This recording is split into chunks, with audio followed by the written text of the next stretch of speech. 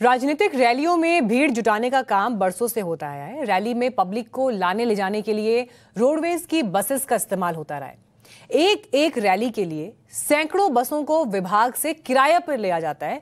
लेकिन आपको यह जानकर हैरानी होगी कि देश की सबसे पुरानी पार्टी कांग्रेस ने यूपी रोडवेज के मेरठ रीजन का लाखों का उधार कई सालों से नहीं चुकाया है।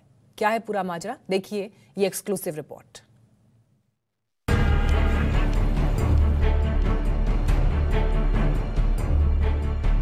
जनवरी 2020 की रिपोर्ट के मुताबिक 2019 के लोकसभा चुनाव से पहले कांग्रेस को कुल 918 करोड़ की फंडिंग हुई।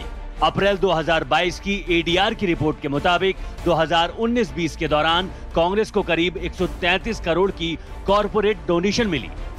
बावजूद इसके कांग्रेस पार्टी के पास इतना पैसा नहीं है कि वो अपना 1980 का एक उधार चुका सके। कांग्रेस को शायद याद भी नहीं होगा कि उसके ऊपर यूपी रोडवेज के मेरठ रीजन का करीब 14 लाख रुपए से ज्यादा का बकाया है। गलती कांग्रेस की भी नहीं है, अक्सर कुछ उधार लेने वाला उसे लौटाना भूल जाता है।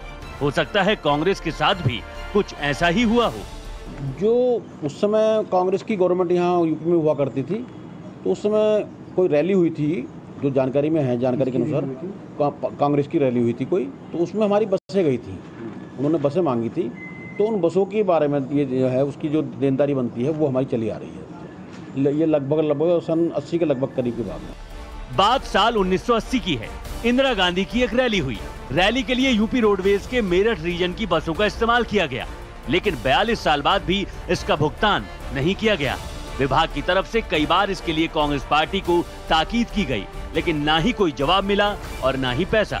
पॉलिटिकल पार्टी के आधार पर तो हमारी केवल एक ही पार्टी पर देनदारी निकलती है, वो कांग्रेस आई पर है। और तब तक तो हम रोडवेज में भी नहीं आए थे, उस समय का ये देनदारी चली आ रही है और वो लगभग 14 लाख के करीब है। कांग्रेस तो कोई जवाब दिया ही नहीं।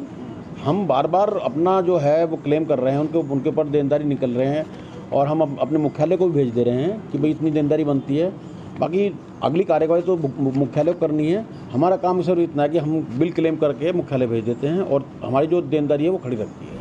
कांग्रेस अकेली नहीं है जो यूपी रोडवेज की बसों का इस्तेमाल रैलियों में कर भुगतान करना भूल गई, बल्कि राजनीतिक पार्टियों और सरकारी विभागों पर मेरठ रीजन का करीब 39 करोड़ रुपए बकाया है।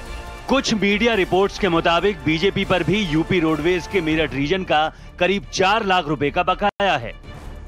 एक तरफ देश का आम आदमी एक एक रुपया कमाने के लिए दिन रात एक करने को मजबूर है, दूसरी तरफ राजनीतिक दल हैं जो लाखों लाखों रुपए का उधार लेकर नींद में सोए बैठे हैं, क्योंकि उन पर किसी विभाग, शासन प्रशासन का कोई रौब नहीं चलता।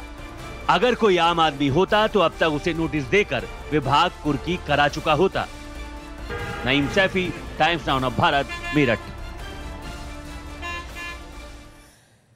तो सालों से एक उधार बाकी है जो अब तक चुकाया नहीं गया। अब आपको दिखाते हैं सोशल मीडिया से इस खबर पर ओपिनियन। हमने आपसे सवाल पूछा, कई राजनीतिक दलों पर यूपी रोडवेज का करोड़ों रुपए बकाया है। क्या आप मानते हैं कि पॉलिटिकल पार्टीज के लिए रोडवेज की बसेस के इस्तेमाल पर रोक लगनी चाहिए? तो देखिए 67%, 67% ने इस पर सहमति जताई, 8% ने इनकार किया, 20% ने एक और विचार सुझाया और कहा कि किराया पहले ही चार्ज कर लिया जाए ताकि ये नौबत ही ना आए, जबकि 5% ने माना कि रैलियों पर ही रोक लगे, मुश्किल ही खत्म करिए। तो ये ओवरऑल एक पूरा ओपिनियन इस खबर पर निकलकर सामने आया।